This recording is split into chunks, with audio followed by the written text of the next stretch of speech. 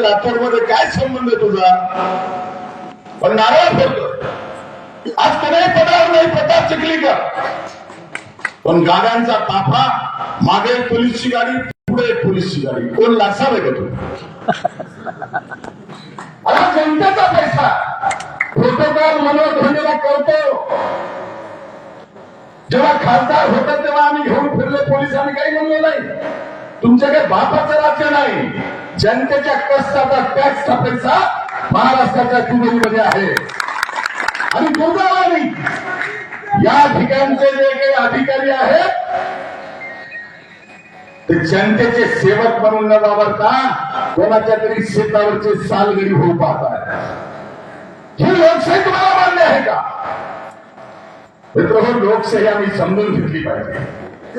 अरे त्याला लोकशाही म्हणतात जेव्हा तुम्ही पदावर आहात तेव्हा तुमचा सन्मान त्या पदाप्रमाणे असला पाहिजे, माझी हरकत नाही.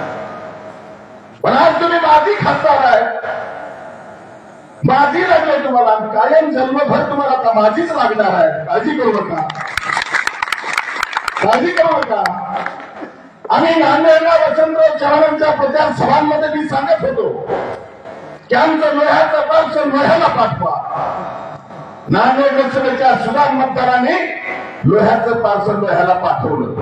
आता जबाबदारी तुमची माझी आणि लोहा कंदाच्या जनतेची वाढली. आता काय जबाबदारी आमची? नांदेडच्या जनतेने नांदेडहून आमचं पार्सल लोह्याला पाठवले. आता तुमची माझी जबाबदारी आहे लोह्याहून हे पार्सल चिखलीला पाठवा. आणि तुम्हाला गॅरंटीनं सांगतो हे पार्सल जेव्हा तुम्ही चिखलीला पाठवाल तेव्हा हाच माझी म्हणणारा चिखलीच्या ग्रामपंचायतीला सरपंच पदाला सुद्धा उभा टाकेल. एवढ्या निर्लज्ज येत्या. मी तुम्हाला विचारणार आहे, मागचे 5 वर्ष लोहा कंधारमध्ये प्रताप चिखलीकरच्या घरातला आमदार पदाचा उमेदवार म्हणून कोणाला फोकस केलं सांगा? माहित नाही का? कोणतं तरी एक नाव घ्या, पोरगी म्हणा किंवा पोरग म्हणा, पण दुसरा कार्यकर्ता दिसत नाही. पोराला फोकस केलं होतं. पण जेव्हा नांदेड लोकसभेला हा महाभाग हरला पोरग सुद्धा कळलं नाही त्याला, स्वतःच आलं. आपल्याकडे जुनी गोष्ट माहितीये का? जेव्हा माकड पाण्यात बुडतोय तेव्हा स्वतःचा जीव वाचवण्यासाठी बाप असला तरी पोरग असलेल्या माकडाच्या डोक्यावर पायदून वर जात. तसं त्यांची अवस्था आहे. आणि जिथे याला स्वतःच पोरग दिसत नाही तिथं तुम्ही कार्यकर्ते दिसायचा विषय नाही. आणि लोहा कंधारमध्ये मोजकी मुठभर पोचलेली बोक्याची कॉन्ट्रॅक्टर आहेत. त्या कॉन्ट्रॅक्टर लोकांना जगवण्याचं काम या ठिकाणी 20 वर्ष झालं. आणि सामान्य जनता, सामान्य शेतकरी, सामान्य कष्टकरी या ठिकाणी उपेक्षित राहिला.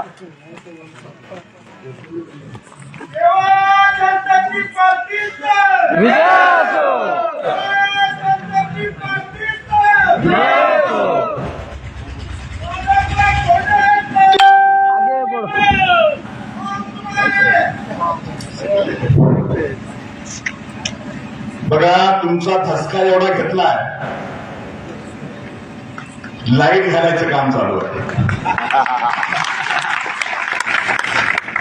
बरोबर विचार करा, कोंबडं झाकलेला दिवस निघायचं थांबणार आहे का? नाही. आणि मग काळजी करायची आवश्यकता नाही. त्यांची झोप उडालेली आहे. लाईट घालणारे एमएससीबीचे अधिकारी जे आहेत त्यांना सुद्धा कुठं पाठवायचं मनोहर धोंडेला माहिती आहे. याचा उल्लेख केला. अरे तुम्ही जनतेचे सेवक आहे. आमच्या शेतकऱ्याच्या शेतातली जर डिपू जळाली ही बदमाश चावला ती 2-2, 4-4 मध्ये डिपू देत नाही. त्याला अंधार सुद्धा बघत नाही. गावामध्ये डिपू जळाली 4-4 महिने अर्ध गाव अंधारात आहे. तिथं डिपू द्यायला येणार वेळ नाही. आणि हा काळतोंड्याच्या इशाऱ्यावर मनोहर धोंडेच्या सभेत लाईट घालतो का?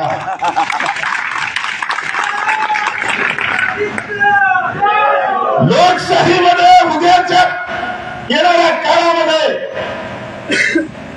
आज तर मनोहर धोंडे ग्रामपंचायतचा सदस्य सुद्धा नाही, पण जेव्हा तुमच्या सगळ्यांच्या आशीर्वादानं पदावर बसेल, या बदमाश अधिकाऱ्यांची काळी यादी माझ्याकडे तयार आहे. कोणाला कुठे पाठवायचंय, कोणाला कसं घरी बसवायचंय हे मनोहर धोंडेला माहिती आहे. मी सिराज होमकरांना विचारणार आहे की अशी लाईट कधी गेली होती तो आपल्या गावात? जात नाही, पण आज जाते. अशीच उमऱ्यामध्ये आमचे भुजंगराव पाटील समोर बसले, सिरसा उमऱ्यामध्ये सभा होती, तिथे लाईट गेली. अरे किती दिवस करणार तुम्ही हे? जेव्हा जनता, सामान्य गोरगरीब, कष्टकरी, शेतकरी स्वाभिमानाला उभा करतो, तेव्हा तुमच्यासारख्या गेंड्याला व्यसन कशी घालायची या समोर बसलेल्या जनतेला माहिती आहे. आणि म्हणून माझं विचाराचं, विकासाचं, विश्वासाचं राजकारण झालं पाहिजे. लोकशाहीमध्ये सत्तेचा कमरपट्टा कोणी बांधून आलेला नसतंय, कारण सत्ता कोणाला द्यायची ही सामान्य जनता ठरवत असते. एक काळ होता की राणीच्या पोटातून राजा जन्माला यायचा, पण हा स्वतंत्र भारत आहे, बाबासाहेबांची राज्यघटना आहे. इतर राणीच्या पोटातून राजा जन्माला येत नाही, तर मतपेटीतून राजा जन्माला येतो.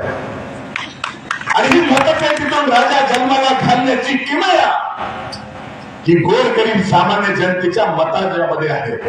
आणि म्हणून मानाला आपल्याला आता सावध व्हावं लागेल. आणखी तर खरं तर निवडणुकीचे ढोल वाजलेच नाही. जेव्हा निवडणुकीचे ढोल वाजतील तेव्हा ह्या बदमाश लोकांना पळता भूत थोडी केल्याशिवाय आपल्याला सोडायचं नाही.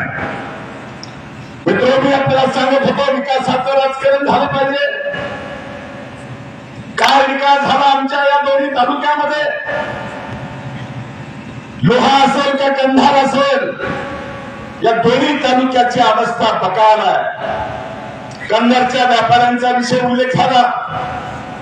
कंधार तालुक्याचं शहर आहे, पण विकास नावाची गोष्ट त्यांच्यापर्यंत पोहोचली नाही. गावाच्या गावा आमची विकासापासून दूर आहेत. वाडी तांड्याचा उल्लेख झाला, विकास तिथे जात नाही. या मतदारसंघामध्ये 300 गाव आहेत. त्या 300 गावांच्या मध्ये 80 तांडे आणि 61 वाड्या आहेत. म्हणजे 140 गावं ही वाडी तांड्यावर आहे. दुर्दैवानं वाडी तांड्यावर 75 वर्षाच्या नंतर सुद्धा जायला रस्ता नाही. त्या वाडी तांड्यावर 75 वर्षाच्या नंतर आज पिण्याचं पाणी नाही. मोठ्या गावांमध्ये सुद्धा काही फार चांगली अवस्था आहे असं म्हणण्याचं कारण नाही. शेतकऱ्याला वीज दिली जात नाही, गावात दिली जात नाही, शेतात दिली जात नाही. मी आपल्याला विचारणार आहे, ज्यांना आपण निवडून दिलं त्यांच्या 5 वर्षाच्या कारकिर्दीमध्ये मागचे 3 वर्ष आमच्या लोहा कंधारच्या शेतकऱ्याला पीक विमा मिळाला नाही. मिळाला का इकडे कोणाला? आणि आमच्या शेजारी छोटासा तालुका आहे पालम तालुका. त्या पालम तालुक्यामध्ये हेक्टरी 35,000 रुपये पीक विमा मिळाला. नांदेड जिल्ह्यामध्ये 16 तालुके आहेत. 16 तालुक्यापैकी 14 तालुक्यामध्ये पीक विमा मिळाला. फक्त लोहा आणि कंधार तालुक्यात पीक विमा शेतकऱ्यांना मिळाला नाही. कुठे गेला मित्र? लोहा कंधारच्या शेतकऱ्याचा पीक विमा ज्यांना तुम्ही निवडून दिलं त्या आमदाराने आणि त्या पीक विम्याच्या कंपनीवाल्याने तुमचा पैसा वाटून खाल्ला. आमच्याकडे रस्ते दिले म्हणून सांगितले, पाणी आणलं म्हणून सांगितलं, विकास केला म्हणून सांगितला. ज्या 2019च्या निवडणुकीमध्ये कलेक्टर आमचं काहीतरी भलं करणार आहे असं म्हणून तोंड न बघता सुद्धा त्या श्याम शिंदेला लोहा कंधारच्या जनतेने 15 दिवसात आमदार केलं. काय मिळालं? 15 दिवसात जरा आमदार केलं. त्यांनी किती गावामध्ये तोंड दाखवलं? 5 वर्ष सत्तेवर असताना सुद्धा यांनी तोंड दाखवलं नाही. का? कारण त्यांना गरज वाटत नाही. सामान्य शेतकऱ्याच्या प्रश्नावर आवाज उठवला पाहिजे. कोण्या गावाला बीपीमुळे त्यांनी उल्लेख केला. अनेक गावची लोक माझ्याकडे येतात. माझा उल्लेख झाला या ठिकाणी 2009ला विधानसभेची निवडणूक लढवल्यापासून आजपर्यंत कन्नारला बस्त्यांच्या समोर आणि लोह्याला छत्रपती शिवाजी महाराजांच्या चौकामध्ये मनोहर धोंडेचं 15 वर्षापासून संपर्क कार्यालय आहे. आणि या कार्यालयामध्ये 15 वर्ष कोणीही अण्णा गोरगरीब शेतकरी कष्टकरी जर आला तर मनोहर धोंडेंनी त्याची कधी जात विचारली नाही. मनोहर धोंडेंनी कधी त्याचा पक्ष विचारला नाही. मनोहर धोंडेंनी कधी त्याचा नेता विचारला नाही. जो अण्णा माझ्याकडे आला असेल त्या प्रत्येकाचं कामच करून देण्याचं काम गेली 15 वर्ष मी या ठिकाणी करतो. मला अनेक गोष्टी सांगायच्यात पण त्यातली मुख्य बाब आपल्याला लक्षात आणून दिली पाहिजे. या देशाला स्वातंत्र्य मिळून 75 वर्ष झाले मी उल्लेख केला. या 75 वर्षाच्या काळामध्ये लोहा कंधारमध्ये 2 आमदार, एक ईश्वरराव भोशीकर आणि दुसरे गुरुनाथराव कुर्डे, या 2 आमदारांचे 10 वर्ष जर वजा केले तर 65 वर्ष आमदार हे पद लोहा कंधार मधल्या फक्त 4च घरामध्ये आहे. ती 4 घरं आहेत. रघुनाथ चव्हाण, प्रताप चिखलीकर, धोंडगे आणि शिंदे, 4च घरामध्ये आमदार आहे. 5व्या घरात आमदार पद गेलं नाही. आणि हे 4 जण सुद्धा प्रत्येकाला वेगळं दाखवतात. आमचं जमत नाही म्हणतात. पण अंदरून हे सगळे एक आहे. त्यांची संध्याकाळी 12 नंतर मिटिंग असते. भरून कार्यक्रम होता. जिल्हा परिषदच्या निवडणुका झालेल्या बघा. लोहा कंधारमध्ये जिल्हा परिषद सदस्य जे जे निवडून आले ते या 4 घरातलेच आले. कुठं पोरगा आलं, कुठं पोरगी आली, कुठं पुतणी आला, कुठं मेहना. निवडून आलेली लोक सुद्धा तपासा. त्याचा पक्ष नाही. हे रात्रीतून पक्ष बदलतात, झेंडा बदलतात, नेता बदलतात. नशीब त्याच बदलत नाही. रात्रीतून बदलतात. काही बदलतील पण सत्ता यांच्या घरात पाहिजे. आणि 75 वर्षातल्या पैकी 65 वर्ष या लोहा कंधारची आमदारकी ही फक्त 4च घरामध्ये आहे. आणि या 4 घराचे नाते सुद्धा मी सामान्य जनतेला मुद्दाम लक्षात आणून देतो आहे. या 4 घराची नाते आपण जर बघितली तर चिखलीकर आणि शिंदे हे दाजी भाऊजी आहेत, बहीण भाऊ आहे. आणि चव्हाण आणि धोंडगे हे सासरे जावाई आहेत. सासरे जावाई आणि दाजी भाऊजीच्या बाहेर आमदारकी गेली नाही. आम्ही काय लोकशाही आमच्याकडे. अरे बाबासाहेबांना हेच अपेक्षित होतं का? सामान्यातला सामान्य माणूस सुद्धा निवडणूक लढू शकला पाहिजे. जनतेच्या विश्वासावर राजा होऊ शकला पाहिजे. यासाठी लोकशाही आहे. परंतु दुर्दैवानं षडयंत्र रचले जातात. या ठिकाणच्या जनतेला भुलवलं जातंय आणि सत्ता मात्र ह्या 4च घरात ठेवली जाते. आणि म्हणून माझी आपल्याला हात जोडून विनंती आहे. मनोहर धोंडे काही कोणा माडीवर किंवा गडीवर तोंडात सोन्याचा चमचा घेऊन जन्माला आलेला नाही. हे तुमच्यासारखा सामान्य शेतकरी कुटुंबातला.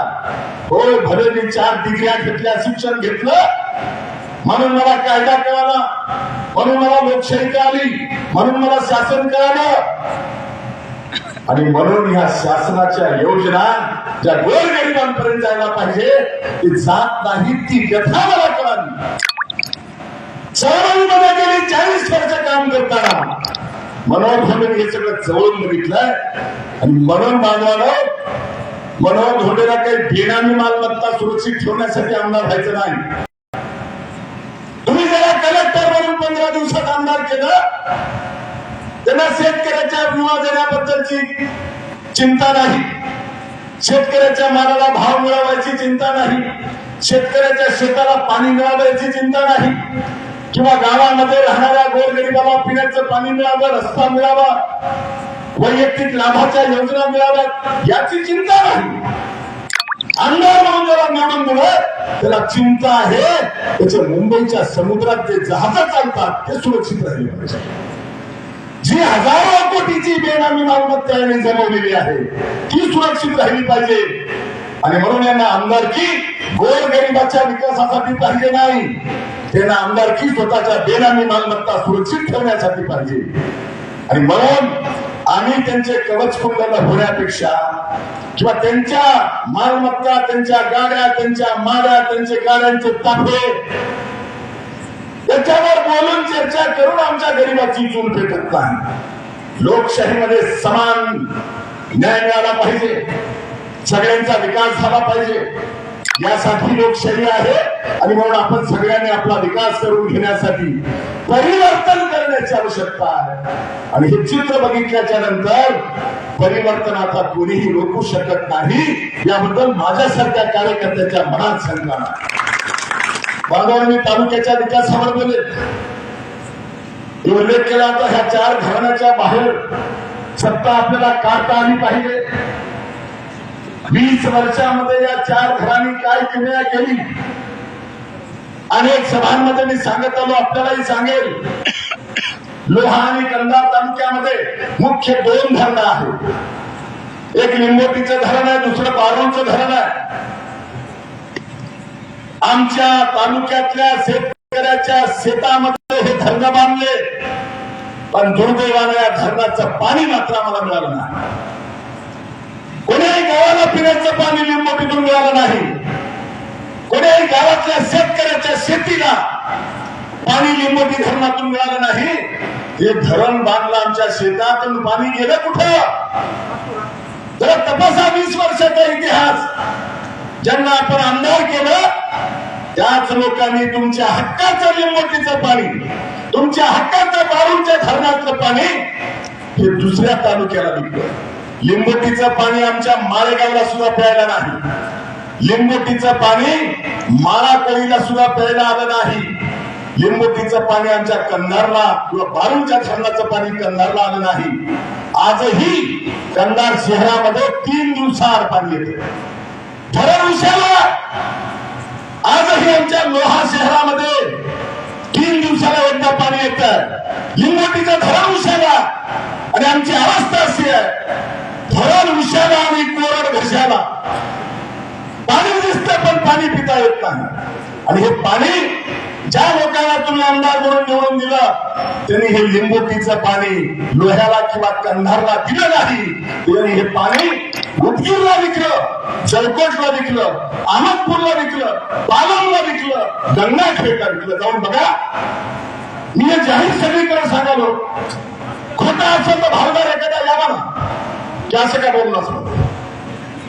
आणि लोहा कंधारच्या जनतेच्या हक्काचं पाणी लिंबोटीचं पाणी आणि बाहेरच्या तालुक्याला स्वतःच्या स्वार्थासाठी विकलं, स्वतःच्या पक्षाच्या नेत्यांना खुश ठेवण्यासाठी विकलं. आणि लोहा कंधारची जनता मात्र पाण्यापासून वंचित राहिली. गावागावामध्ये आता नळ योजनेची कामं चालू आहेत, जलजीवन मिशन चालू आहे.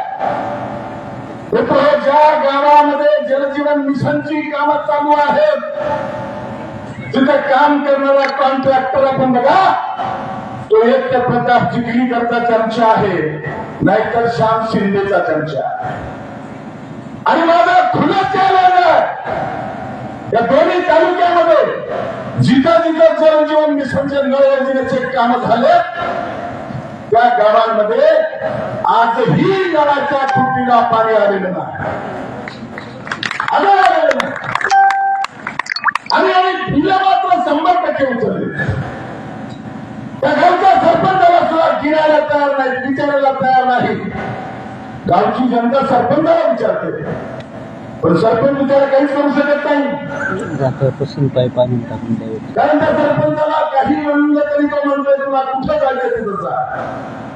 कारण समाजाला त्याचा बापवरी बसलेला आहे. आणि दोन्ही तालुक्याच्या कुठल्याही गावामध्ये जलजीवन मिशनच्या नळ योजनेचं पाणी आलं नाही. योजना बोगस झाल्या. अनेक गावांमध्ये रस्ते केले असं दाखवलं.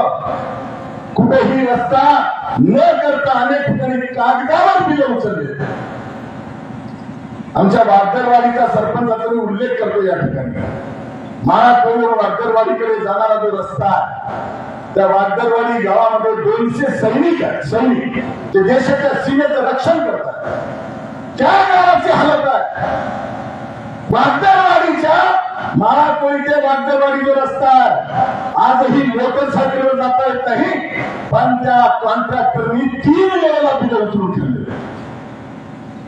कोणी बोलायला तयार नाही. सामान्य जनता गुमान सहन करते आहे. जायला रस्ता नाही, प्यायला पाणी नाही, शेतकऱ्याचा विमा नाही. 60 वर्षाचा आमचा वयोवृद्ध असेल तर त्या वयोवृद्धाला मिळणारी जी योजना आहे, मानधन आहे, ज्याचा पदसुद्धा अध्यक्ष तालुक्याचा आमदार 5 वर्षामध्ये त्यांनी एक सुद्धा बैठक घेतली नाही. एकही गरीब 60 वर्षाच्या व्यक्तीला सरकारी योजनेचा लाभ दिला नाही. आणि आता मात्र लाडकी बहीण घेऊन आले. तर लाडकी बहीण मतदार होईपर्यंत, आणि ही लाडकी बहीण लोहा कंदामध्ये सुद्धा कालच विकी गार्डनला लाडकी बहीणचा मेळावा झाला. एवढी वाईट अवस्था यांची. आणि त्यांनी 20-20 वर्ष सत्ता भोगली. त्या प्रताप चिखलीकरांची हालत बघा. गावोगाव यांनी गाड्या पाठवल्या लाडक्या बहिणीला आणायला. एकही लाडकी बहीण गाडीत बसली नाही. कारण त्याला माहिती होतं, ज्या लाडक्या भावाकडे आपण चाललो त्याला सख्या बहिणीची काय करणार तर माझी काय करणार. आणि म्हणून तो गाडीत बसत नव्हते. मित्र, माझ्याकडे काही लोक आले होते. मी कालच सांगितलं, फुलवाडा इथे सांगेल. यांनी गावागावातून महिला निघत नाही म्हणून त्या त्या गावातल्या अंगणवाडी सेविका, आशा वर्कर म्हणजे सरकारी कर्मचारी महिला यांना बंधनकारक केलं की तुम्ही गाडीत बसा. आणि काही गावात तर असं सांगितलं की तुम्ही गाडीत बसून त्या कार्यक्रमाला आले नाही तर तुमच्या लाडक्या बहिणीचा 3रा हप्ता बंद होणार. काही महिला भगिनी आमच्या घाबरून बसल्या. एवढं सगळं केल्याच्या नंतर सुद्धा 400 महिला आल्या होत्या दोन्ही तालुक्यातून. आणि मुंबईचा नेता आणला होता कोण? प्रवीण दरेकर. खरं तर प्रवीण दरेकर खुलेपणाने सांगालो, एक काळ मनोहर धोंडोच्या हाताखाली काम केलेला प्रवीण दरेकर. मी शिवसेनेमध्ये होतो, माझ्या हाताखाली काम केलेला प्रवीण दरेकर आहे. पण लबाड्या करून माणसं मोठी होतात. आणि जेव्हा प्रवीण दरेकरला आणून लोह्यामध्ये लाडक्या बहिणीचा मेळावा घेतला आणि मग याच्या डोक्यात प्रकाश पडला की मी आणलं कोण्या भूताला. जे जरांगे पाटलाच्या आंदोलनाच्या विरोधात देवेंद्र फडणवीसचा पोपट होऊन मी मराठा आहे असं सांगत जरांगे पाटलावर तुटून पडतो. त्याला आणलं आणि आता तालुक्यातला मराठा समाज माझ्यापासून दूर जाईल ही भीती वाटली की रात्रीतून जरांगे पाटलाला फिरायला दवाखान्यात गेले. तर का मूर्ख समजाले का लोकांना तुम्ही? त्या गोष्टी समजून घेतल्या पाहिजे म्हणून त्यांचं पाप भरलंय. जसं कोकणामध्ये या सरकारने बांधलेला छत्रपती शिवरायांचा पुतळा पाडला, तसं आपल्या बाजूला वाकडवाडीचं महादेव मंदिर आहे जिथं प्रताप चिखलीकरनं निधी दिला. कॉन्ट्रॅक्टर त्याचा चमचा तो कमान बांधतोय. कमान वाकडवाडीच्या महादेव मंदिराला तुम्ही गेलं तर बघा, ती कमान बांधताना अर्धी बांधणं झालेली आहे, पूर्ण बांधणं झालं नाही. रात्री 7 वाजता कमान पडली. हे अपशकुन आहे. त्या बोरीच्या महादेवाला कळलं की नाही लुटलंय ना मला.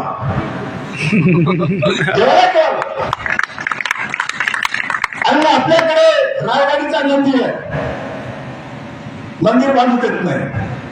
तसं पापाच्या पैशाचा हात बोरीच्या महादेवाच्या मंदिराला लागू नये म्हणून ती कमान पडली असेल. एवढे गरबटलेले लोक आहेत, एवढे भ्रष्टाचारी लोक आहेत हे. आणि अशा प्रकारच्या पापी लोकांना, भ्रष्टाचारातून गरिबाचं रक्त पिणाऱ्या लोकांना आता आम्हाला ओळखलं पाहिजे. खरं तर विकासाची गंगा, सामान्य लोकांचा विकास करायचा असेल तर आपल्याला उदाहरण देणे आपल्याला.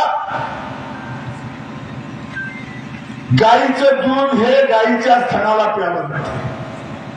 वासरू पितय, गेचूड पितय का? काय करतंय गेचूड? गेचडाला दूध जमते का?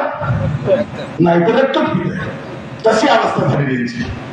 आणि गेचड लोहा करणार बदली सामान्य जनता एकजुटीने उभा करून सेवा जनशक्ती पार्टीच्या माध्यमातून बीएससी लावून काढावी लागते. आणि हे निघाल्याच्या नंतर विकास हा काय असतो मी आपल्याला सांगायची आवश्यकता नाही. मी महाराष्ट्रात, जिल्ह्यात, तालुक्यात नाही, महाराष्ट्रात, महाराष्ट्राच्या बाहेर, देशाच्या बाहेर मी काम केले. मनोहर धोंडेला सरकारच्या योजना माहिती आहेत, दिल्लीतल्या योजना माहिती आहेत, महाराष्ट्रातल्या योजना माहिती आहेत. आणि त्या योजना कशा आणायच्या, कशा पद्धतीने गरीबाला नेऊन त्या योजनेचा लाभ द्यायचा हे मनोहर धोंडेला माहिती आहे. आणि मला पूर्ण वेळ काम तेच आहे. मी मागचे 40 वर्ष हेच काम करतो आहे. आणि म्हणूनच कदाचित पैसेवाल्यांच्या, घराणेशाहीवाल्यांच्या पुढे राजकीय पक्षांना सुद्धा मनोहर धोंडे चालत नसावा. मी आपल्याला लिहून देतो या ठिकाणी की एक दिवस नक्की आपण बघाल हे वादळ सगळीकडे पेटलंय. गावागावामध्ये सामान्य जनता उठून उभा टाकली आहे. सेवा जनशक्ती पार्टीच्या पाठीमागे उभा टाकून त्या 4 घराची घराणेशाही संपवण्यासाठी एक सुटीनं सारी जनता उभा टाकलेली आहे. त्याच्यामुळं गाफील राहू नका. माझी आपल्याला नम्र विनंती आहे, हात जोडून विनंती आहे, गाफील राहू नका. ही दोघं किंवा चौघं किंवा ही घराणेशाहीवाले हे तुम्हाला आम्हाला वेगळे वेगळे फासे टाकतील, अफवा पसरवतील, आमिष दाखवतील, सामान्य लोकांना भुलवतील, शेतकऱ्यांना काही वेगळ्या योजना सांगतील, कोणा लाडक्या बहिणीला आणखी कोणत्या मानधनाच्या योजना सांगतील. सगळ्या वेळेवर सांगतात. एवढ्या कोटीचा निधी आणला म्हणून सांगणाऱ्या लोकांना आपण विचारलं पाहिजे ना की ज्याला तुम्ही आमदार केलं. त्या श्याम शिंदेनी कंधारच्या भाषणात सांगितलं, मी माझ्या पदरचं बोलत नाही, 2 दिवसापूर्वी झालेल्या कंधारच्या भाषणात त्यांनी सांगितलं की मी आमदार झाल्यानंतर लोहा कंधार मध्ये सिंचनाच्या प्रकल्पासाठी 2,500 कोटी रुपयाचा निधी आणला. या 2,500 कोटी रुपयामधला इथे बसलेल्या शेतकऱ्याला 2.5 रुपयाचा निधी कुठे दिसला का? कोणी सांगावं. त्यांनी भाषणात सांगितलं की मी लोहा कंधारच्या शेतकऱ्याच्या शेताला पाणी देण्यासाठी सिंचनाच्या प्रकल्पासाठी 2,500 कोटीचा निधी आणला. कुठे गेला? आणि बांधवांनो, अशा प्रकारचा निधी त्या वल्गना करणारी लोक आहेत. त्यांनी 2,500 कोटी सांगितले की यांनी दुसरे कोटी सांगितले. आणि तुम्हाला मला भुलवण्याचं काम चाललंय. माझी आपल्याला विनंती आहे, थापाला बळी पडण्याची आवश्यकता नाही. विकास हा झाला पाहिजे.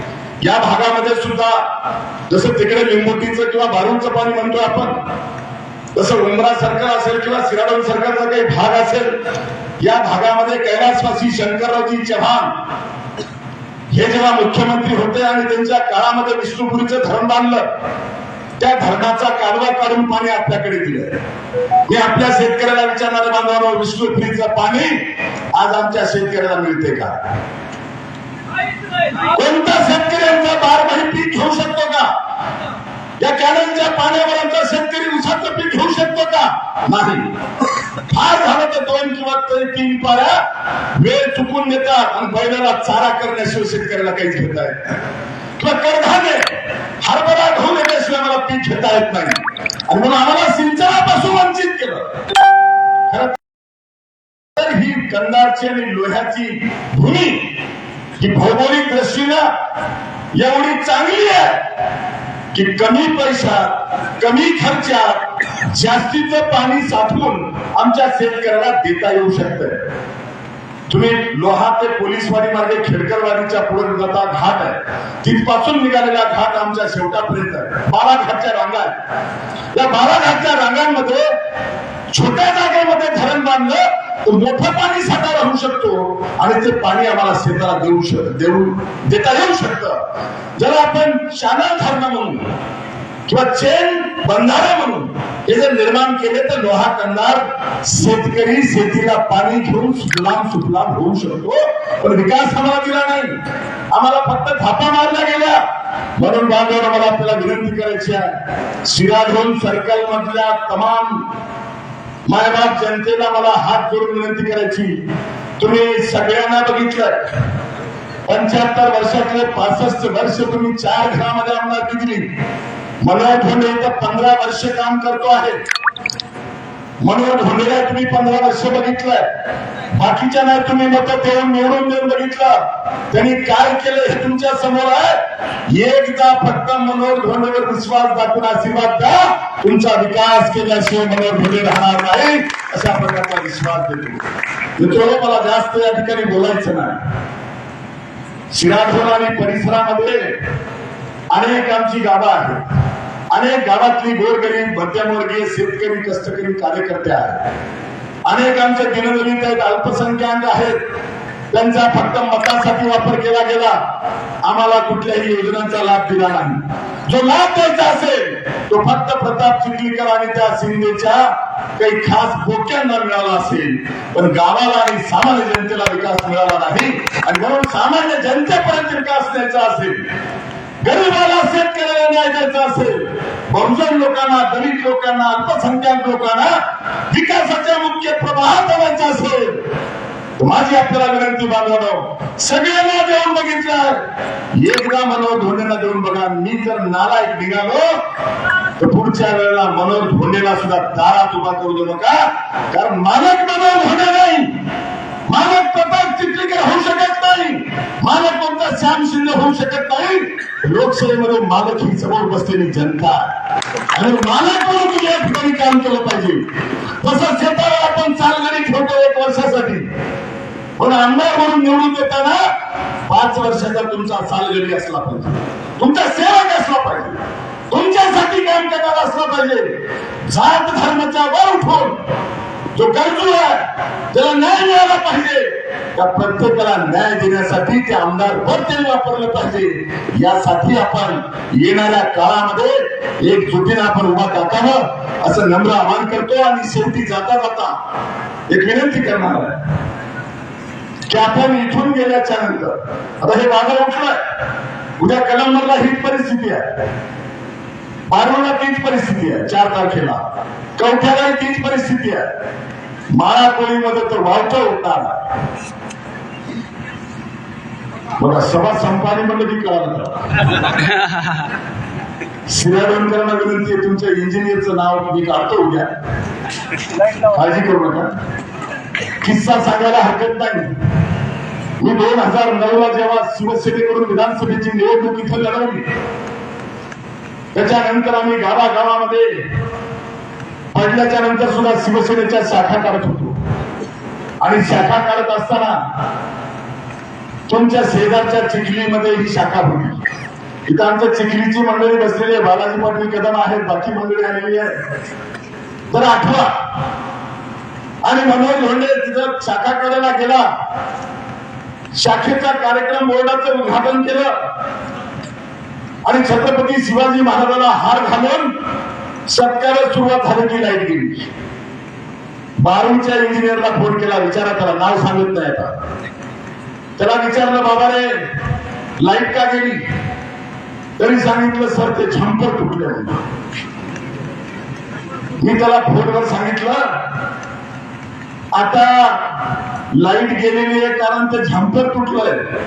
5 मिनिटात जर लाईट नाही आली तर 12वीमध्ये तुझं तंगड तुटेल, तेव्हा लाईट आल्याशिवाय राहणार नाही. किती सहन करणार? अरे सामान्य जनतेवर अन्याय किती करणार तुम्ही? आणि अशा प्रकारच्या सत्तेचा मात जर समजा ह्या लोकांना आला असेल तर लोकशाहीमध्ये परिवर्तन हे काळाची गरज आहे. आणि परिवर्तन करण्यासाठी सामान्य जनता ताकदीने उभा टाकली पाहिजे. मला एकच विनंती करायची बांधवांनो, बहीण आणि भाऊ, दाजी आणि भाऊजी यांचं लय बिघडलंय, याच्यावर विश्वास ठेवू नका. हात जोडून विनंती, ते दोघं एकच आहे. दुसऱ्याला दाखवायला फक्त हे सगळे नाटक करतात, म्हणून भ्रमात राहू नका. आणि तुम्हाला आम्हाला फसवायसाठीच छत्रपती शिवाजी महाराजांच्या पुतळ्याला हार घालताना मालेगावला दाजीदा वांडा थोटू लागला, भाऊजी तिकडं नांदेडला दंड थोटू लागला. तुम्हाला खरं वाटावं की दाजी भाऊजीचं जमणं झालंय, बहीण भावाचा इस्तवारला जायला झाला. पण संध्याकाळी हे एकच आहे, मी एक उदाहरण देईन. जर बहीण भावाचं जमत नसेल तर आता लोकसभेच्या निवडणुका झाल्या, 2 महिने झाले. शेका पक्षाच्या नावावर निवडून आलेला हा श्याम शिंदे महाविकास आघाडीचा घटक पक्ष, नवरा तर कुठेही प्रचाराला आला नाही, बायको आली. अशा बाई प्रचाराला आल्या. प्रचाराला महाविकास आघाडीच्या स्टेजवर हे कुठे आले? कंधारला आले, लोह्याला आले, पण नांदेडला गेले नाही. नांदेडला आमचे वसंतराव चव्हाण उभा होते, तिथं मात्र महाविकास आघाडीच्या प्रचाराला गेलेले का? कारण भाऊ आहे.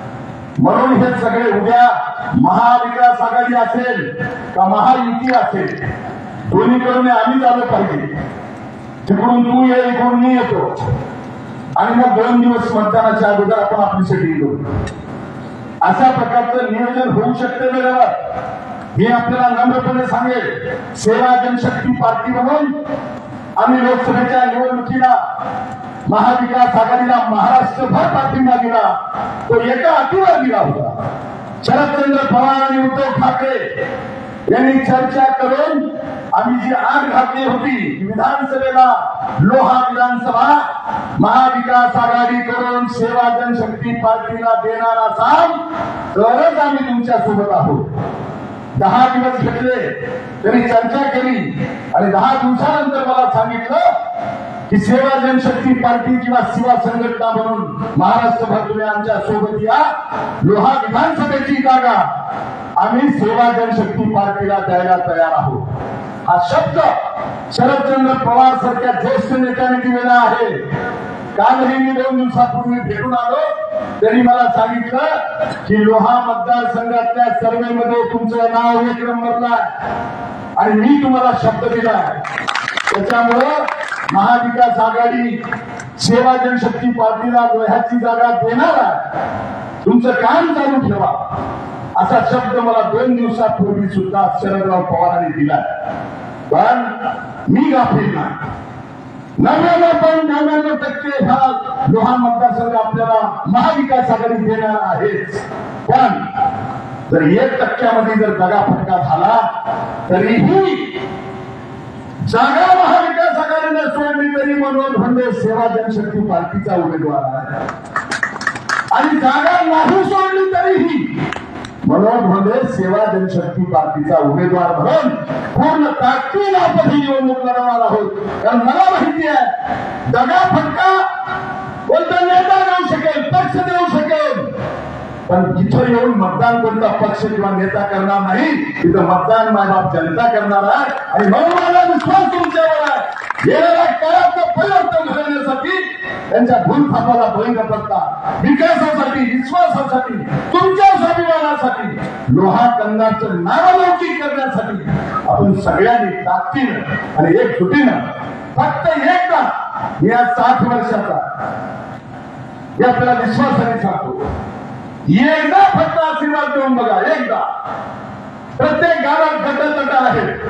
मनोज भोंडे कुठे चुकला असेल माहितीये, माझा स्वभाव सगळ्यांना माहितीये. मला ओठात एक आणि पोटात एक कधी जमणार.